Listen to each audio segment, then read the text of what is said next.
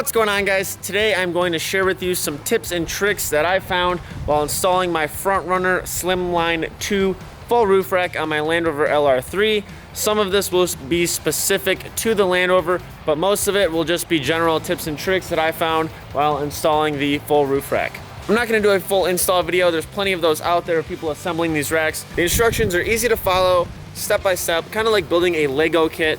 Do put aside a good amount of time. It took me about 2 to 2.5 hours to install and build the actual part that mounts to the rail of the Land Rover, and then probably another 2 to 2.5 hours assembling the overall rack on the Rover. If you're not familiar with the Front Runner products, essentially these tracks all have slots in them. A bolt will fall into the slot and slide over, locking it in place, and then from there you can attach brackets like I have the traction board mounts, as well as the spade mount over there. And there's also slots on top of here, underneath here, on the inner side of these, all the way around, which makes it a super modular rack, which is why I wanted it myself. When you're assembling this section here, which is the mount kit, which mounts to the rails of your vehicle, leave the center mounting portion that connects this section and the rear section very loose before you mount it to your car. That's going to allow you to kind of level it out and kind of finagle these bolts into where their position will be. Also remember to install this little wind fairing on the outside to knock down some wind noise. I'd also recommend that when you are done assembling this entire rack, that when you have the bolts set in the tracks that mount back to this part, that you leave those super loose, and that way when you and somebody else lift it up here, you can kind of finagle the bolts into the brackets. Land Rover specific, on an LR3 and LR4, you have this black trim piece that runs from the top of your windshield all the way back up to where the roof kind of does that. And what they don't tell you, or at least what I couldn't find in the instructions, is that you have to cut this piece just before where this foot lands, and on the rear side of it, same up here. So you do have to trim this one piece to make it fit flush. Otherwise, you'll just have like the silver roof of your vehicle showing, which doesn't really look that great. This gives you a little bit of extra protection against rain. That way it'll just flow off. So do note that you do have to cut this. I don't believe that was stated very clearly in the instructions, which brings me to the second part that really confused me on this. On the inside of here, where these bolted down, you have to remove the metal factory roof rail system from the Land Rover. That's not stated anywhere.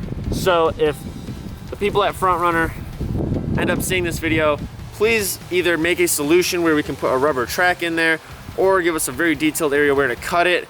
But from what I found on forums, you basically either cut it all up, or you leave it open and you can get some like gutter seal rubber trim and slide that in there, which is what I'll probably end up doing. It's not gonna affect your car. You won't get water in there. It's been raining all week here in Michigan, and no leaks inside the vehicle. And no one's really gonna see this part of your car because it's way up on top. Just something to note, that it's not in the instructions that you have to remove that roof rail section for it to work. Now you may be looking at these crazy looking bolts sticking out. These are my knockoff Max Tracks or traction boards. Essentially, if you get stuck, you can slide these under your tires and they'll help you get out. These are the Front Runner traction board mounts, which are legit, and they're made for Max Tracks. These are much thicker than a regular Max Track. So what I've done is taken the bracket into Home Depot and found that a 5/8 inch bolt, this is a 6" by 5/8 inch bolt, and this fit through here perfectly. I'm probably gonna end up going to a 5" so these don't stick out as much, and then get some eye bolts or some wing nuts to make this a little faster. Also ran a lock on here so I don't lose this.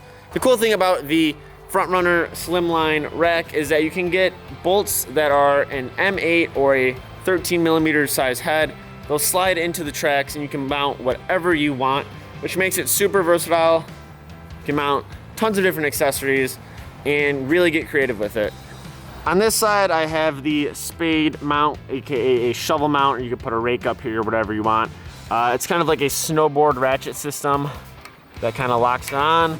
I'm gonna get a different shovel though, because this one has a straight handle And if you got one that has kind of a hole in the grip, then you can put a lock on it and you don't have to worry about someone stealing your shovel off the side of your rig because you didn't lock it. So this is up here for looks right now, but once I get a different shovel, I will have one with a hole in it and I can just run another lock right through that.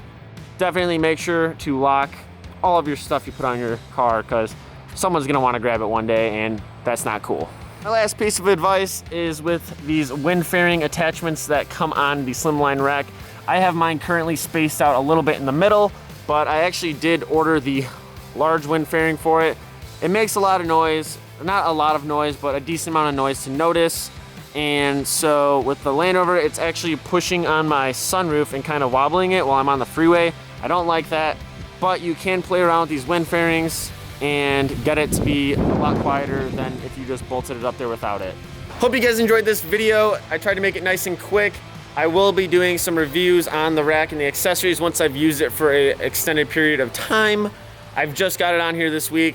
I'm getting rained on right now. This is what I'm going through to film videos for you guys, but I hope you enjoyed it. I hope some of those tips help and clear up some confusion if you're installing this on a Land Rover. With that being said, hit that subscribe button if you haven't yet. I have new content coming out all the time. Hit that like button. Let me know in the comments if you're gonna buy a roof rack soon, if you're going on adventures, what you're doing on the weekends, whatever you wanna tell me, just drop it down below and I'll catch you guys next time.